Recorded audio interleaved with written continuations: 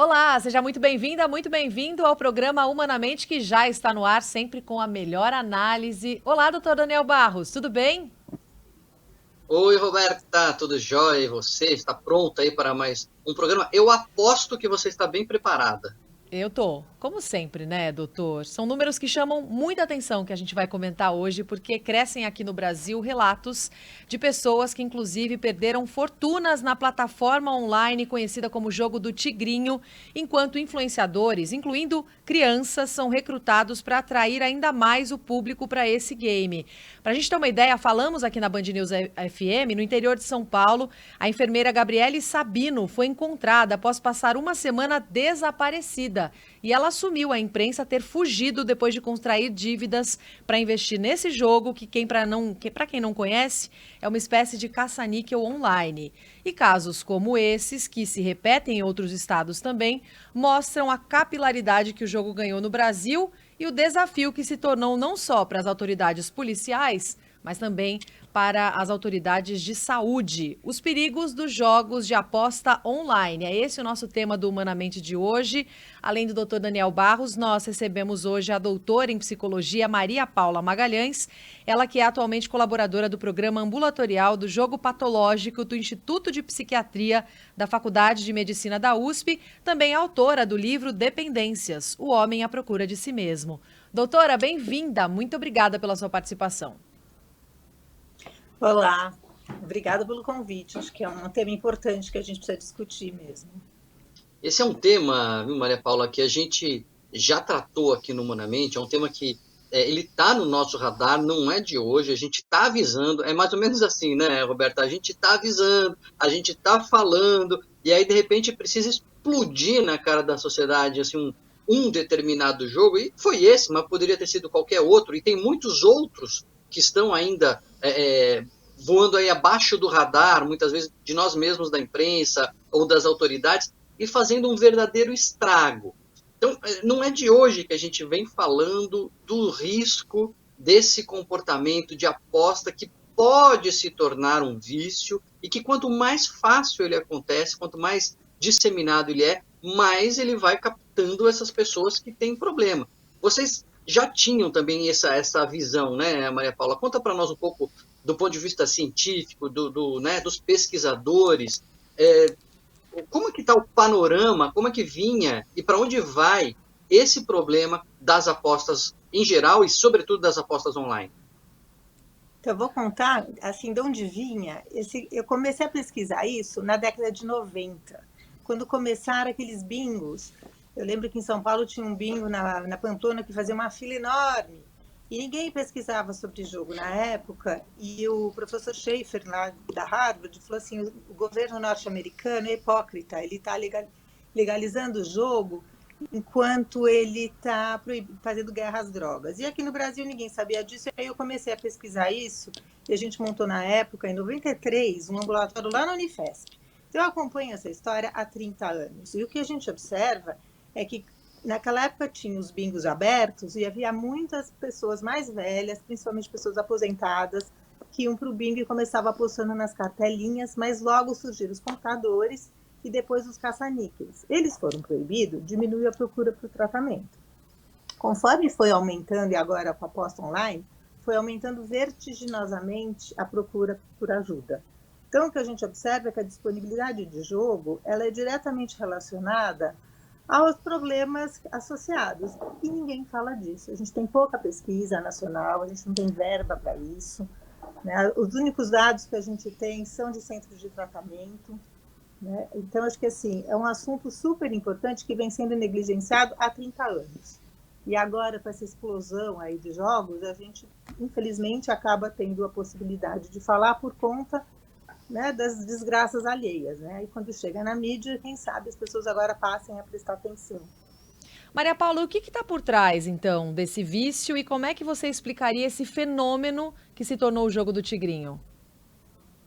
Então, acho que tem dois fatores. Primeiro, é um jogo, sim, os caça-níqueis, quando eles eram físicos, eles prendiam muito a atenção porque a pessoa via alguém ganhando e aí rapidamente ficava assim, vai, daqui a pouco sou eu, cria-se uma série de superstições para ver como é que faz para ganhar. Então, são jogos muito aditivos, eles são programados para ganhar e são feitos de uma forma que a pessoa fica presa. A hora que isso passa para o celular, que é o tigrinho, no fundo é um caça-níquel disfarçado online. Então, e ele é muito rápido. Quanto mais rápido o jogo, mais rápida a possibilidade de recompensa, maior a probabilidade da pessoa ser prego por isso. E quem tem uma predisposição, a possibilidade de, né, desenvolver o transtorno do jogo aumenta. E eu acho que o que acontece é que a gente vive num país muito desigual, onde a gente tem pessoas que estão muito desesperadas, querendo aumentar sua renda, e muita propaganda em cima. Acho que a publicidade é um fator que a gente precisa muito falar disso. Desde que liberaram aí agora as bets, as apostas de cota fixa, sobre esse pretexto, a gente vê propaganda indiscriminada o tempo todo. Eu, por pesquisar, recebo pelo celular, no Instagram, no e-mail. Se a gente sai na rua, tem outdoors, tem em todo lugar essa mensagem: aposte que você vai ser milionário. E mais que isso, né, está se vendendo uma imagem de que apostar é um investimento e não um jogo de risco, um jogo de azar. Era isso que eu ia perguntar, Maria Paula. A motivação do jogador pode diferir, né? Então a pessoa pode entrar lá porque é um jogo divertido e eu brinco aqui num bingo, sei lá, numa festa junina, mas parece que recentemente o que está por trás dessa explosão, sobretudo recente que a gente tem falado, não é isso, é a pessoa achar que ela de fato pode ganhar dinheiro, ela enriquecer, é quase como achar que ela está apostando na loteria e pode ficar rica com isso. Mudou um pouco o perfil do jogador, ou é só uma questão de marketing? Porque parece que teve uma transformação, né, recente.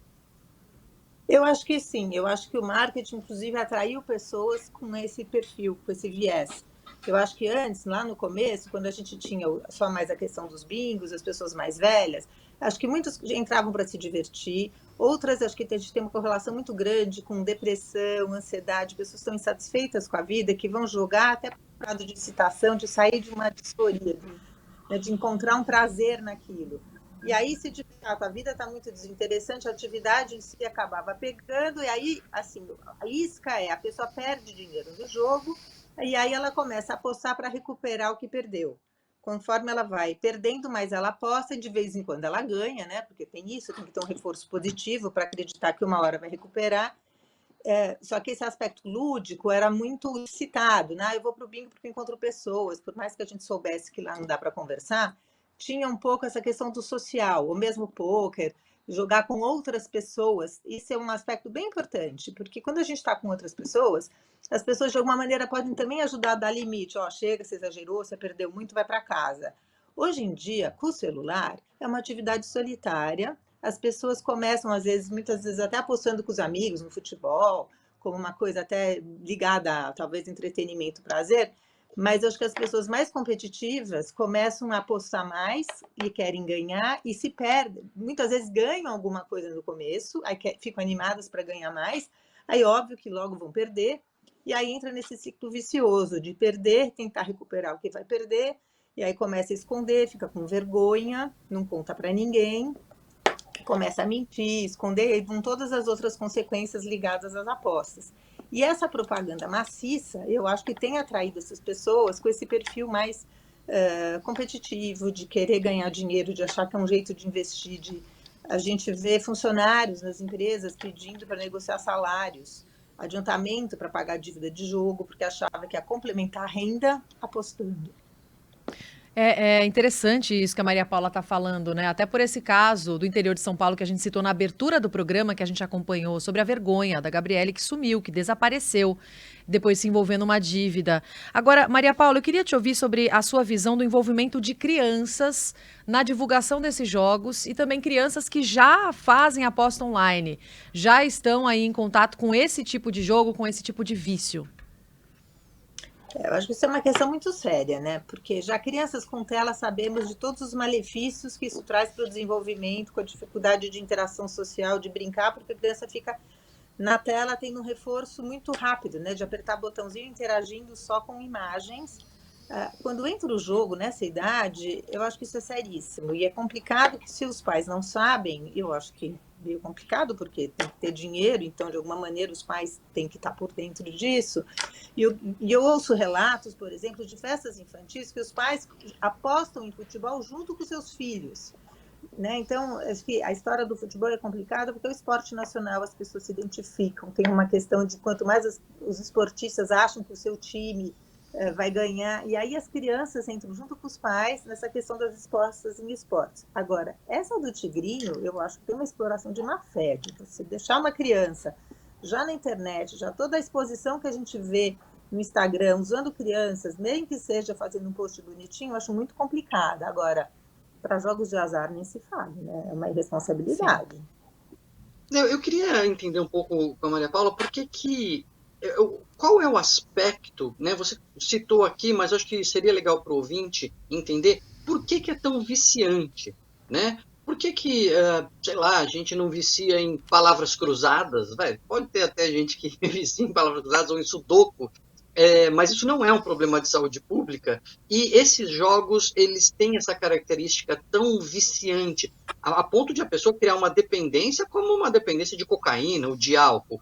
Quais são as características que tornam isso tão perigoso? Talvez entender isso ajude o ouvinte a aprender a lidar um pouco melhor. Sim, acho que é interessante pensar que o jogo assim, é fundamental para a espécie humana, né? A gente brincando que se desenvolve, as crianças brincando desenvolvem milhões de habilidades, e a brincadeira é um jeito que a gente sai do cotidiano, vai para o faz de conta, para um espaço alternativo, para treinar habilidades, para brincar. É um intervalo que tem começo, meio e fim, né? Um jogo de tabuleiro, né? Tem a diversão, tem o desafio. A questão do desafio é importante, né? Porque traz um prazer, tem uma excitação de vou ganhar, tem um estímulo. Os jogos de azar têm tudo isso e tem a recompensa imediata da questão concreta, né? Do dinheiro. E aí acho que as pessoas mais competitivas são mais pegas por isso. E aí o que a gente percebe é que, por exemplo, tem uma diferença na estrutura do jogo para dizer quais são mais, entre aspas, viciantes do que outros. Quer dizer, o jogo que a recompensa demora para vir é menos perigoso do que a recompensa imediata. Então, loteria, que demorava uma semana, a Mega Sena que você aposta num dia, né, que vai ser sorteada, sei lá, dali um tempão, tem menos risco, por exemplo, do que o jogo do bicho, que tinha várias extrações diárias, ou esse jogo do celular mesmo, que é na hora. Então, a rapidez faz com que a pessoa entre numa excitação, e acho que um aspecto importante é pensar onde que isso funciona até no sistema nervoso. Quando a gente joga, isso ativa o centro de prazer, dá um prazer à atividade. E pessoas que têm mais dificuldade em regular as emoções e inibir o impulso são as que têm mais risco, porque a gente pode pensar, sei lá, eu vou sair para me divertir, vou gastar R$100. Acabou, R$100, volto para casa. Custa R$100 me divertir. Agora, se eu entro numa casa de jogo, eu entro, aposto R$100, eu quero recuperar os R$100, eu quero ganhar 200, 500. Tem toda uma atmosfera na estrutura do jogo que convida a pessoa a não pensar, a se desligar. Então, por exemplo, os cassinos, esses lugares, quando são lugares físicos, eles não têm janela, eles têm um ambiente agradável, eles oferecem comida, bebida. Muitos, por exemplo, convidam os jogadores assíduos para jantares e festas. Então, as pessoas se sentem importantes por serem convidadas a participar desses locais. Além disso, no jogo no celular, a pessoa também fica tendo essa recompensa imediata e perde a noção do tempo, porque acha que está jogando a meia hora e passa horas, passa a noite. Né? E acho que assim, só para quando esgota o crédito, quando não tem mais cartão, não tem mais limite. E aí sim que é um risco, porque as pessoas às vezes não querem admitir, juntando com o que ela trouxe, né, na questão da vergonha, né? E aí a gente tem tentativas de suicídio, pessoas que somem porque não tem coragem de admitir que se enfiaram nessa roda viva mesmo do jogo. E eu acho que tem um aspecto bem importante que a gente precisa lembrar também, Maria Paula, que eu queria te ouvir, que é o aspecto do julgamento moral que se faz quando o transtorno é um transtorno do comportamento do impulso. A gente vê isso em qualquer transtorno do impulso, é muito curioso isso, né? Bebidas, a pessoa perde o controle sobre a bebida, ela se torna um dependente químico, ela tem uma doença que, sei lá, equivalente a um câncer, a uma tuberculose, né? Ou a depressão. mas ela é uma doença que não é vista da mesma forma. Então, ela é condenada, ela é julgada, ela tem mais vergonha, ela não é compreendida, parece, né, que é uma pessoa moralmente condenável. É, enfim, transtornos de dependências em geral são assim, e com o jogo não é muito diferente, não é, Maria Paula? As pessoas têm um preconceito e elas têm um pouco essa noção de que esse aí ele é um gastador, tem um julgamento moral que se faz em torno desse transtorno que dificulta a própria pessoa buscar tratamento, porque ela não quer admitir que ela tem um problema, porque é um problema que vai levar a um julgamento moral. Ainda existe muito disso, não? Acho que existe muito disso, e acho que é muito parecido mesmo com a questão, por exemplo, as mulheres, né, que jogavam, são muito parecidas com as mulheres alcoólatras que bebiam escondido. Dá muita vergonha e elas não admitem nem para si próprias. E com o jogo, acho que a dificuldade em assumir que perdeu e que precisa de ajuda ainda é maior ainda, porque vem a ilusão de que eu vou recuperar, eu pago todas as minhas dívidas, ninguém vai ficar sabendo e está tudo certo. Então, é mais complicado ainda, porque é mais difícil, a pessoa de fato só vai pedir ajuda quando realmente a coisa estoura, e às vezes estoura de maneiras muito graves. E não só a própria pessoa teme o julgamento moral, como também as pessoas são muito despreparadas. Os serviços de saúde não sabem o que fazer com o jogador, as pessoas não têm ideia. Então, o julgamento moral e até a falta de conhecimento sobre um transtorno, que é o transtorno de jogo, impera, né? A gente tem pouquíssimo, a gente tem grupo de jogadores anônimos que começou e tem grupos, né, online e pelo Brasil afora, agora centros de tratamento, hoje em dia acho que só tem o do IPQ, no Hospital das Clínicas.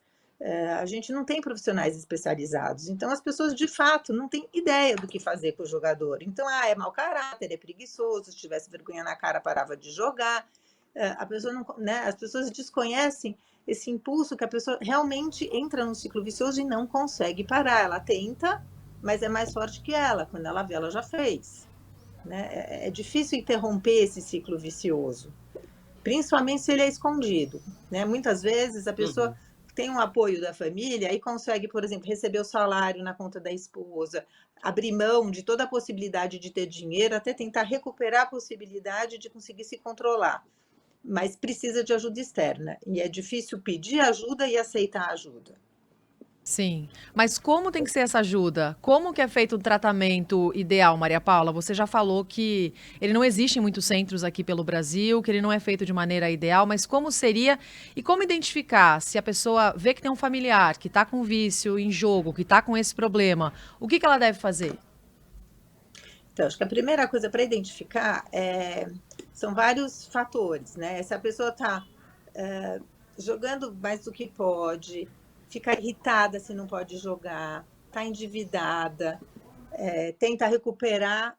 Acho que a pessoa que tenta jogar para recuperar é o sinal de alerta máximo, sim, porque quem vai se divertir não precisa recuperar. A maioria das pessoas até joga para se divertir. Né? É uma porcentagem menor das que têm problema de transtorno de jogo. Mas essas pessoas são justamente as que eu acho que o governo acredita que vai, sei lá, financiar a economia do país. Porque quem joga ocasionalmente não perde muito dinheiro. Quem perde milhões são as pessoas que ficam lá recorrentemente. Então, normalmente, assim, quem vê de fora, vê a pessoa se esquiva, deixa de sair com familiares e com amigos, vai se isolando, mente, está endividada, fica irritada, muitas vezes está deprimida, são vários sinais, e a pessoa nega. Então é difícil até conseguir que a pessoa admita que está com problema com o jogo. E aí buscar ajuda é buscar um profissional especializado, psicólogo, psiquiatra. Muitas vezes as pessoas estão deprimidas, precisam, até por conta de todo o estresse que estão passando por conta da dívida e do nervoso de ter que pagar a conta e não ter de onde tirar o dinheiro, de não ter para quem contar. E algumas vezes também há medicações que ajudam a segurar esse impulso. Agora, a psicoterapia eu acho que é o mais importante, que é primeiro para a pessoa conseguir se organizar e criar um esquema para não recair, para tentar se controlar, e aí vai precisar muitas vezes de ajuda de terceiros para controlar a questão financeira. E eu gosto, né, eu dou supervisão lá no IPQ, com a psicoterapia psicodinâmica, que é pensar um pouco, né, que lugar o jogo ocupa na vida daquela pessoa, por que ela começou a jogar naquele momento, né? Aí varia muito, né? Mas se a pessoa começa a ter consciência de gatilhos, o que dá vontade de jogar. Então, tem muitas pessoas que vão percebendo que quando estão deprimidas, irritadas, se enfiam no jogo, outros quando estão mal. Então, assim, cada um vai descobrindo um pouco o que ajuda a afundar nessa dinâmica e criar mecanismos para perceber e sair fora. E uma coisa importante é ter outras fontes de prazer, porque quem realmente tem transtorno de jogo é aquela pessoa que é capaz de deixar a namorada em casa e ir para o jogo, porque é mais legal apostar do que estar com alguém. Então, assim, tem que investir em outras atividades que dão prazer para competir, vamos dizer, com o jogo. Porque o jogo toma conta. Aí assim, a mesma dinâmica de dependência de drogas mesmo. A pessoa só tem prazer com aquilo. Se tira aquilo, a pessoa acha tudo meio sem graça. Então, essa estratégia a gente chama de ampliar, né, as vivências, ampliar o leque de prazer, porque é o contrário do que a dependência faz, né? A dependência vai estreitando os seus horizontes e aquilo vai crescendo e dominando a sua vida. Quando você vê, você não faz nenhuma outra coisa a não ser aquilo, né? Então, investir e estimular e ganhar prazer em outras coisas é algo bastante importante. Agora, tem uma estratégia, né, Paula, que até muitas vezes já usei em consultório, que você citou aí por cima, mas eu acho que para o ouvinte, até que ele encontre um profissional, até que ele consiga um serviço, pode ser uma medida que, apesar de radical, ela me parece efetiva, eu queria ouvir de você, que é justamente restringir o acesso ao dinheiro. Restringir, assim, tirar o cartão, desconectar os cartões do celular, aquela coisa automática de preenchimento, a pessoa voluntariamente, no momento que ela está ali lúcida, conversando sobre o problema. A casa caiu, né? A casa caiu, o problema foi exposto para a família, ela não vai mais negar, então ela não quer mais jogar. Lá na frente, ela vai vir aquele desejo de jogar, ela não vai se controlar. Mas neste momento, em que ela sabe que isso é um problema e que ela não quer mais jogar, voluntariamente abrir mão de lidar com dinheiro, de ficar com cartão, acesso à conta, é muitas vezes, como eu falei, uma medida radical, mas ela pode ser eficaz? eu acho que é muito eficaz. Eu acho que não é radical, muitas vezes é necessária. E eu acho que é importante aproveitar justamente esse momento, porque ele é breve. Se tem uma coisa que é característica, é a ambivalência. De um lado, a hora que eu estou mal, eu nunca mais vou fazer isso, reconhece, fica arrependido, mas dali 10 minutos, passou na frente, já vem outras coisas que falam, não, a esperança é sempre a última que morre, né? Então, quem sabe dessa vez eu vou recuperar tudo, vou jogar e vou ganhar, e aí a pessoa recai. Então, a família envolvida, aproveitar o momento e pensar em estratégias efetivas, de fato, de restringir o acesso a dinheiro, pensar na questão do salário, da mesada, depende, né, da faixa etária, o que vai ser, é super importante.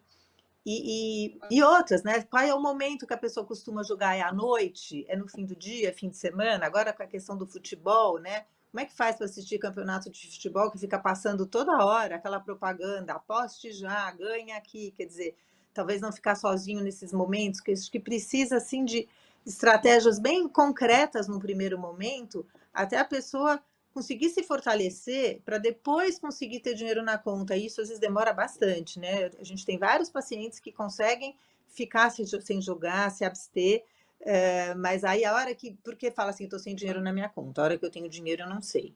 E aí, quando é no celular, acho que uma medida bem importante é apagar todos os aplicativos.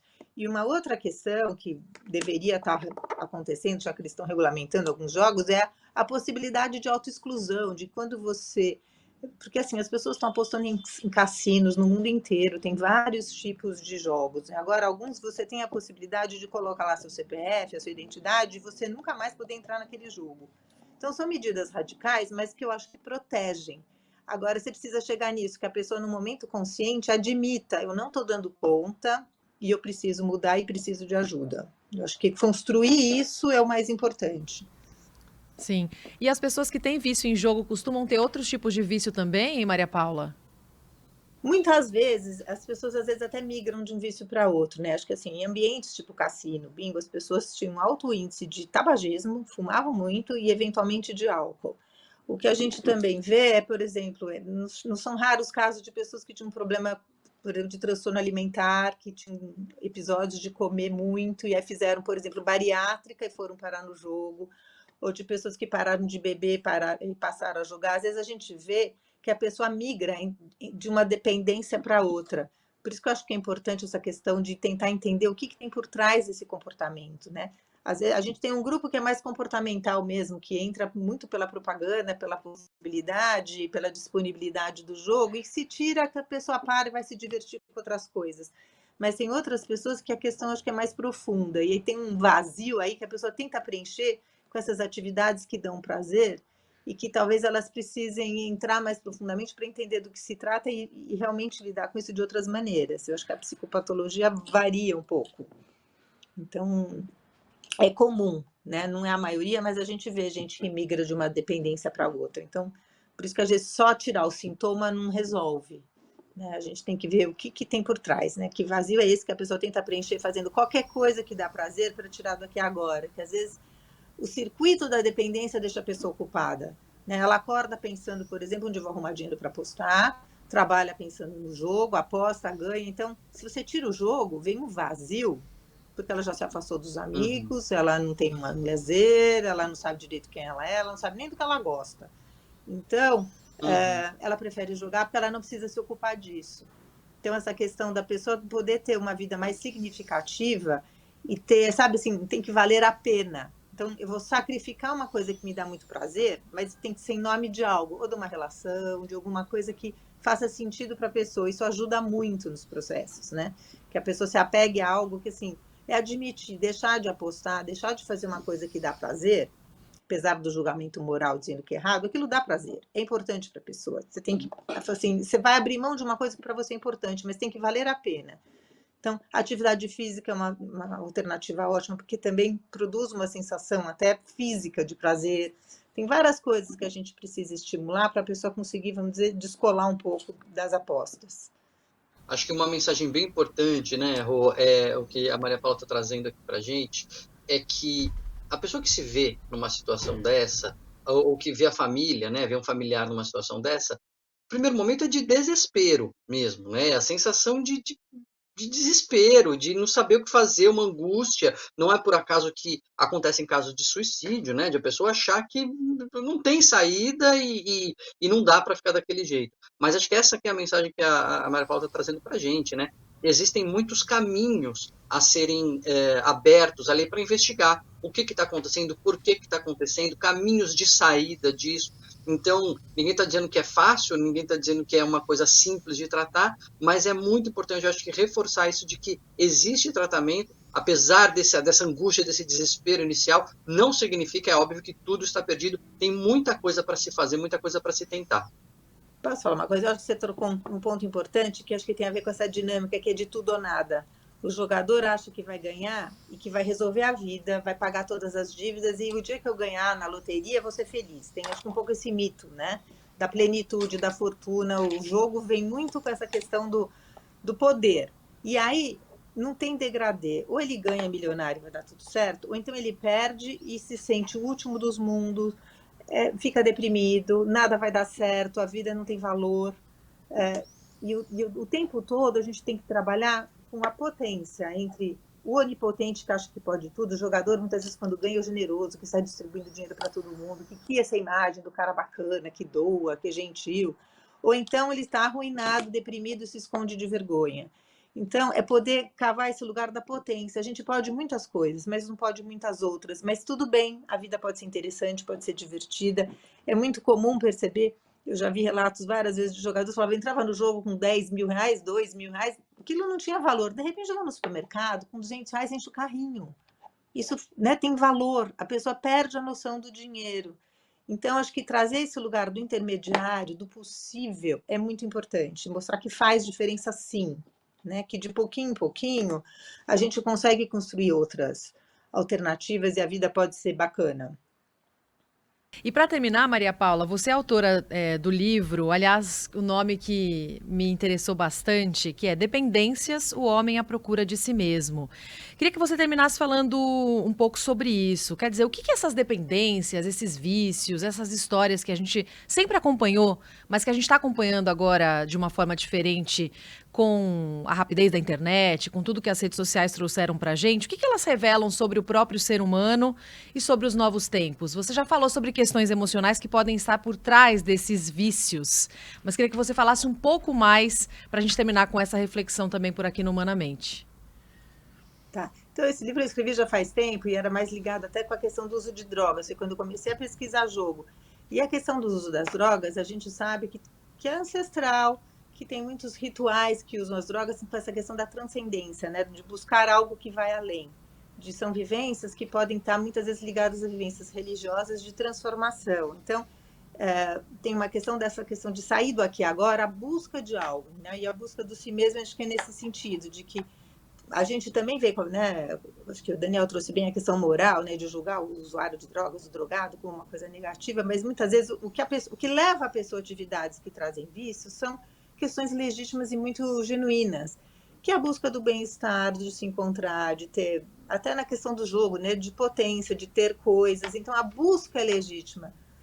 Eu acho que a questão é que vão buscar isso no endereço errado, né? Então, em vez de procurar dentro de si próprios o que faz sentido, o que vai fazer feliz, quem sou eu, o que de verdade, quais são os meus valores, o que de verdade vai fazer diferença na minha vida para eu dormir feliz, me sentir realizado, essas pessoas acabam buscando fora, né?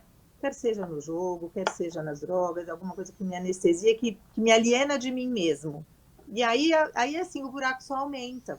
Então, por isso que a dependência se instala, porque o que aquela pessoa está buscando legitimamente, ela não encontra lá, né? Então, a ideia, eu acho que é um pouco, cada vez mais, as pessoas poderem falar de verdade, o que eu preciso ganhar na loteria para ser feliz? Eu preciso, né, viver fora do ar para achar que a vida é boa? Como fazer para poder ter uma vida significativa no dia a dia, no varejo, né, nas pequenas coisas? Então, acho que é nessa linha. Muito bom. Maria Paula Magalhães, doutora em psicologia, atualmente colaboradora do Programa Ambulatorial de Jogo Patológico do Instituto de Psiquiatria da Faculdade de Medicina da USP, autora do livro Dependências, O Homem à Procura de Si Mesmo. Muito obrigada pela sua participação comigo e com o Dr. Daniel aqui no Humanamente. Obrigada, doutora. Obrigada, foi um prazer. Valeu, Maria Paula, um abraço. Doutor Daniel Barros, voltamos na semana que vem. Quem pegou o programa no meio, ouvindo aqui na Band News FM, também pode acompanhar as versões em podcast e pelas imagens do YouTube. Até semana que vem, doutor. Até, boa semana para todo mundo.